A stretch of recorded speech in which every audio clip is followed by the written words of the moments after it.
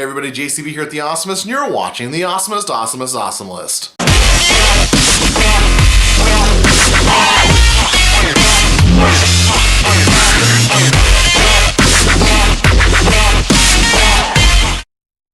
Well, it's that time of year again. On September 1st, the Six Flags Corporation will be announcing their plans for the 2017 season. So just as I did last year, it's time to count down the top 10 things Six Flags Magic Mountain should do in 2016. Now, these are not predictions. If you saw my last video like this, which is the most viewed video on my channel, you are aware these videos are more of a Six Flags wish list. But I want to get my suggestions out there before Six Flags puts out their big announcement video, just in case one of these ideas happens to be in that announcement. So without any further ado, here are the top 10 things Six Flags Magic Mountain should do for 2017. Number 10, all the small things. This is going to be kind of a long one, but it's number 10 because it's the least exciting.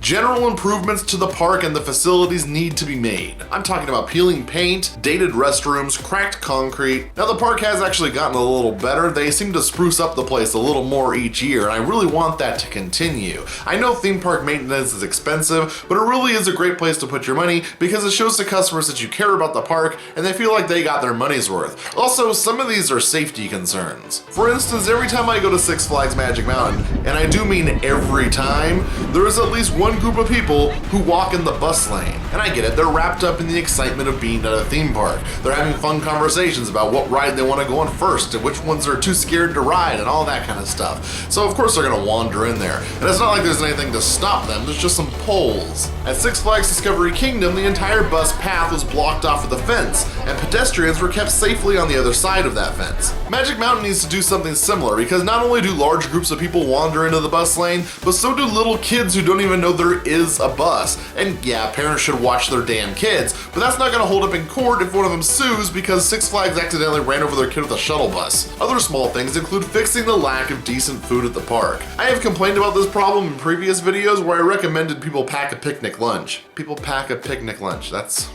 almost a tongue twister. Anyway, the only things I eat at the park right now are salted pretzels up by Tatsu and the roasted corn down by the Green Lantern ride. I'd really like it if they added a couple more options, and I don't know what the deal is with Six Flags. I don't know if they have really weird rental policies for the people who run the food booths, but they need to fix this. For some reason, a lot of the places are using really low quality and terrible tasting ingredients, and whatever you guys gotta do to fix that mess, you need to fix it right away. There's plenty of empty buildings that could be used to bring in new food vendors, and it just has to happen. The park should also add a clearance store like they have at Six Flags Discovery Kingdom. This puts all of the really great deals under one roof and allows anyone to buy something to remember the day by. And as I said, there are a lot of empty buildings at the park that can easily be turned into a clearance store. And one thing I'd like to see added to the park that a lot of other theme parks already have is a drink refill stand. As you know, Six Flags Magic Mountain has souvenir bottles, which allow you to have free refills at the park. But there are no refill-only stations at the park, which means if you want a refill, you have to stand in the long line of people ordering food, which can take a while. Discovery Kingdom has dedicated refill stations to solve this problem.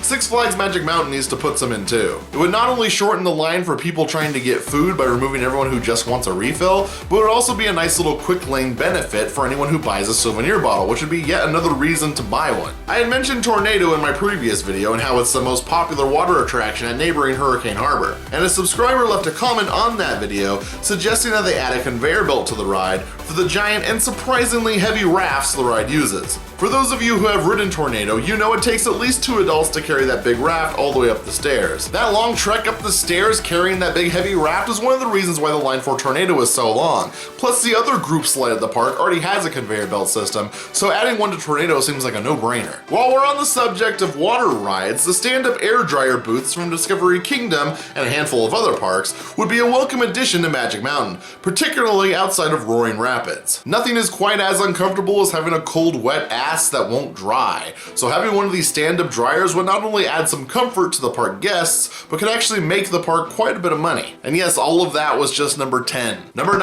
add some more benefits for pass holders. So Six Flags has a few variations on their season pass. They have the regular season pass, they have the membership option, they have the combo pass, which allows you to get into Hurricane Harbor, they have the gold pass, which also gives you free parking, and then they have the dining pass, which gives you free food throughout the year. So why not a valet parking pass, or maybe maybe a diamond pass that has that built in as an option. The Six Flags parking lot can be a mess, and on some days you'll spend as much time walking all the way from your car to the park as you would standing in line for a ride. I'd definitely pay a little more for unlimited valet parking all season. And how about some flexibility on the Bring a Friend days? Does anyone remember the Six Flags season pass coupon books? Now I'm not saying I want to bring those back, but there was one coupon in particular a couple years ago that was really handy. It was basically a Bring a Friend any day of the year coupon.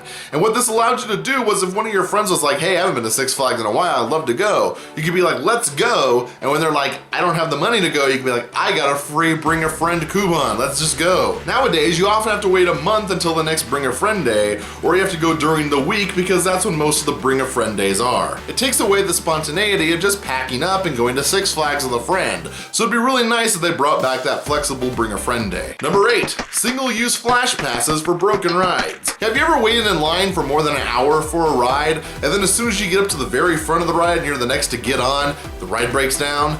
That really sucks. It sucks even worse when they actually have to kick you out of line because they know this is not a simple fix and you'd be waiting there all day. It would suck less though if they gave you a single-use ticket to the front of the line for any ride at the park that day, or for the same ride on your next visit. It would be like a single-use flash pass, but could just be a piece of paper if they wanted to keep it affordable. I mean, basically you've already waited in line, but you didn't get to ride a ride. So it's kind of weird that they don't already do this, especially since every time this has happened to me, somebody in the line asks, can I get a pass to the front of the line somewhere else? And they always tell them no.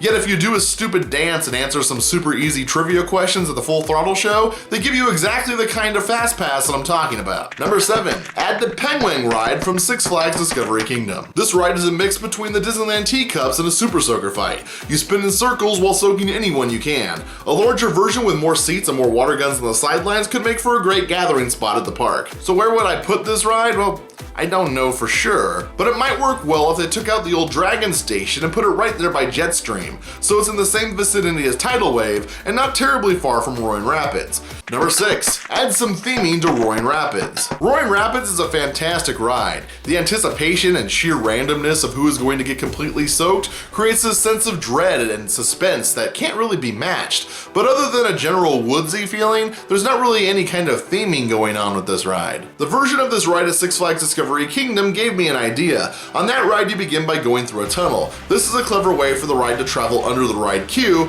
but it was also kind of a cool experience. So what if Roaring Rapids had a tunnel? But while you're in this tunnel, you can see out kind of a hole in the side, and through this hole in the side, you see a waterfall. And over this waterfall are rafts exactly like the one you're riding in, with groups of people exactly like your group of people going over the edge. Now, of course, this wouldn't be real, it'd be a projection or a video or something like that, but it would make people think that coming up ahead on this ride is some huge ass waterfall that looks really scary. That would be kind of a cool thing to see. In addition to this, adding themed areas you float past could be fun. Maybe a section where there are signs about a Sasquatch sighting, and you see a torn up campsite or a car that looks like it's been attacked by a monster and maybe it's on fire. Then you start hearing growling sounds, you can see the trees and bushes rustling. Then right as you go down a drop, an animatronic Sasquatch pops out of the bushes and tries to grab you. Maybe you have another section where there's a Deliverance style hillbilly camp with some creepy hillbillies watching you float by. Some kind of new elements would be a huge improvement. Number 5, add more interactive elements to the park. If you don't like big scary roller coasters, you probably shouldn't be at Magic Mountain. But little babies and timid parents need something to do too, so adding some interactive elements would be a welcome change to the park and add a little bit of variety as well. Now I'm just brainstorming here, but what if the statues in the Looney Tunes store could move and speak when you press a button or walk by, like this BB-8 display at Target? Or how about a booth with a drawing tablet where guests can draw doodles and after being screened by a photo booth type employee are displayed on the big Jumbotron in Six Flags Plaza? Or how about video kiosks that are set up along the line queues of the most popular rides? So when you approach a video kiosk and you press a button, it kind of plays a history or facts about the ride you're about to go on, essentially turning Six Flags Magic Mountain into a giant roller coaster museum.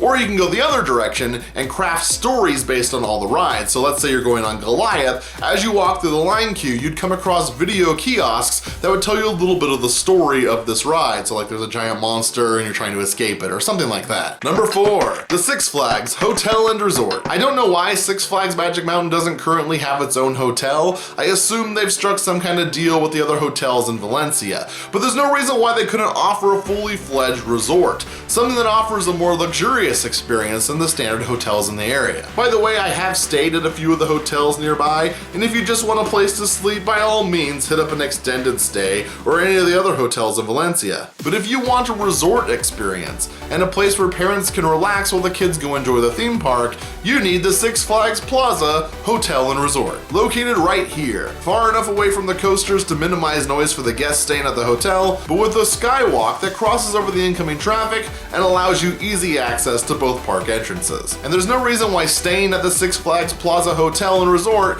couldn't grant you early entry to whatever park you happen to be visiting that day. Number 3, Fix Viper. Seriously, fix that ride. I've given it more chances than it deserves, and it's just a broken mess of a coaster. Debate still rages about whether or not it's an issue with the track or the trains, but while I'm no expert, I do think the majority of the problems with this ride could be fixed by replacing the trains. Most of the pain people experience comes from the design of the restraints. The ride uses those terrible shoulder harnesses that are lined up perfectly with the side of your head. I hate this ride so much. Anyway, just change out the trains, that'd be a huge start. The trains on Twisted Colossus and the New Revolution more than do the job of keeping asses in the seat as they twist and turn and loop through those rides. With no shoulder harnesses to smack your ears on, this should be a huge improvement on its own. And anyone furiously typing away in the comments section that that's impossible because the company that built Viper Aerodynamics is now out of business, you should know that the company that built the original Revolution is also out of business, and yet Six Flags still managed to do exactly what I'm suggesting they do with Viper. Anything is possible if you're willing to pay for it. Number 2, revamped Gold Rusher. The Gold Rusher is one of the oldest rides in the park. It actually opened with Magic Mountain in 1971 and hasn't really been changed since. Now this is a great ride for the little kids who are too scared to ride the big stuff, but definitely want something they can go on by themselves. The problem is this ride is starting to show its age and it needs a little TLC. Now before anybody gets too worried, I'm not going to ruin the ride. I don't want to change the carts, I don't want to change the track or even the layout. I just want to change the theming.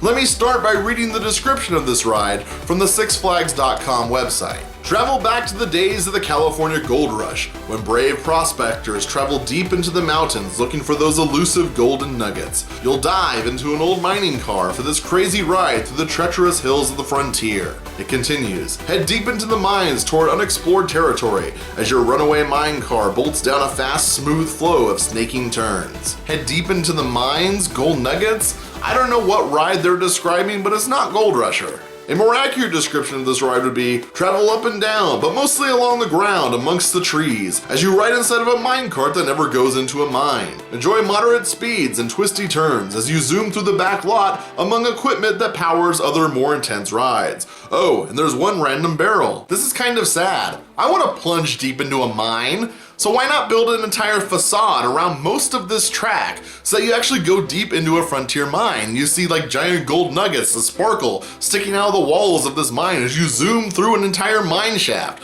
That would be cool. Remember that part of Indiana Jones and the Temple of Doom where they're riding in a minecart? This should feel more like that. Collapsing walls, fake explosions, fake broken tracks and switches that make it appear as though you could have gone the wrong way and died. Maybe an entire section of the mine that rumbles overhead as if a major earthquake is happening. Sure, have some moments where you're up out of the caves, but then plunge right back in for the finale. And perhaps have a story of some sort. It doesn't have to be a big deal, but maybe as you're starting the ride, you can go past some prospectors who are talking about how they just set up all the explosives, and then one of them sits down on the plunger. And so right as you're going into the mine, the explosions start going off, and that explains why you're having this crazy adventure in a mine shaft. Number 1, a Justice League Battle for Metropolis dark ride. I'm gonna go ahead and call this one a prediction. Some internet sleuths have discovered that Six Flags actually has a contract with the Sally Corporation, the people who make the Justice League dark rides, to build 3 more Justice League rides at 3 more parks. And they've actually discovered that 2 parks in particular have already pulled permits for such rides. Those parks being Six Flags Over Georgia in Six Flags Great Adventure. Now nobody knows for sure where the third Justice League ride is going, but all signs seem to be pointing towards Six Flags Magic Mountain. First off, the entire DC theater has been demolished,